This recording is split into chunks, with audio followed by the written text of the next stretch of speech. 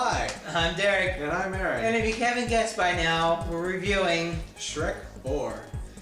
And if you haven't seen it, you don't know what that reference is for. Right. And it doesn't. And if you're watching this and you haven't seen the movie, we are going to give spoilers out. Let's just get that out of the way. Or you can pause it right now and go watch the movie. Don't pause me. I look funny like this. See, it wasn't really good. No, it was pretty bad. It was pretty good. Yeah. All right. Anyway, Okay. Shrek 4. Yes. Shrek 4. So, Derek, what do you think of this movie?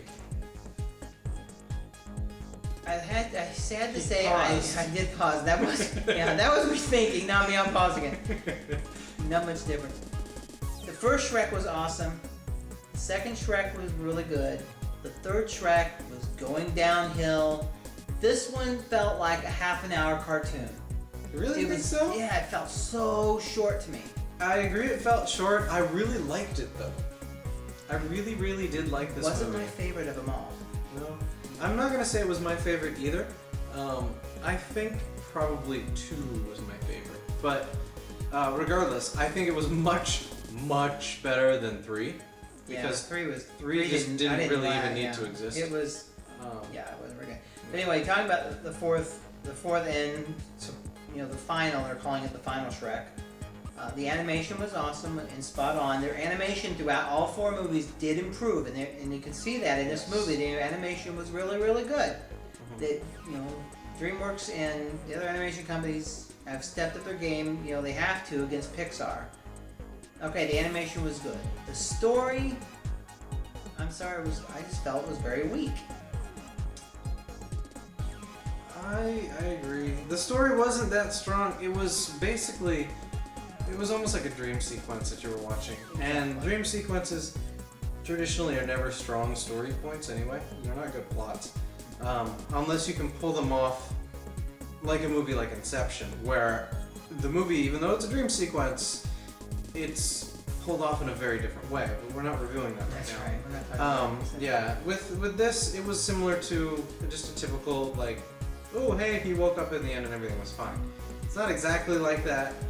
But that I didn't really like so much about it. What I did like about it was the change up with the characters for the most part. It adds another level to Shrek, I believe, and I liked how, it was a different universe almost. Well, kind of. They're kind of, but they didn't stay with the strengths of the other movies.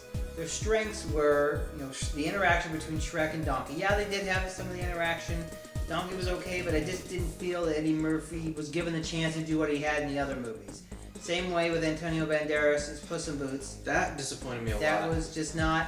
And it just wasn't there. The characterization was not there. One thing that killed that for me, and it unfortunately it hurt the movie itself also, is in the trailers, you see Puss in Boots. Had they never let you actually see Puss in Boots in the trailer, it would have made his character so much better. Because you were expecting it and you knew it was going to happen the whole time. But if you didn't see that, it would have been great. You would have been like, he's fat, what? It would have been hilarious. Really funny, but it didn't go at all. I know. So what we were doing at the beginning, the whole, do the roar, to me was the funniest and best part of the whole movie. The whole movie, yes. That was the key to the movie right there. That was the funniest part. I could have done without the witches. I could have done without Rumpelstiltskin. I liked Rumpelstiltskin's character. That's one character that, even though he was now introduced, but I've seen John Lithgow play that character a million times before. Okay.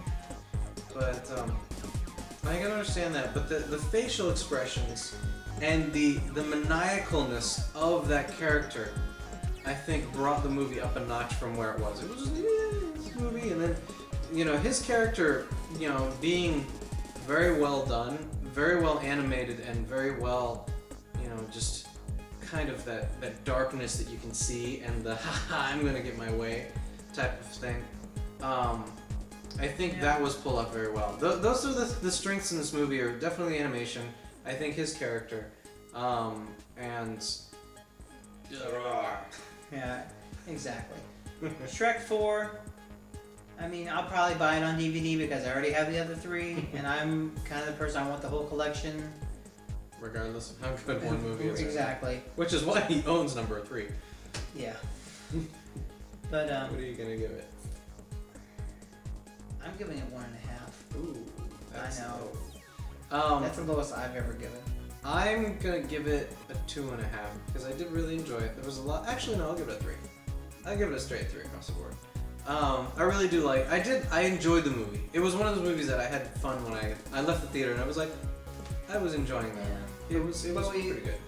But everybody that saw it, all they did was do the raw for like the next week because that was the only thing we could remember that was any good out of it. This is true. Yeah, there was no other one-liners in there that was really like. Yeah. hanging out. So I give it a 1.5. He gives it a 3. If you love Shrek, you'll probably still want to see it. I like Shrek the character. I was just disappointed in this movie. That works. I'm Derek. And I'm Aaron. And that was our review of Shrek 4.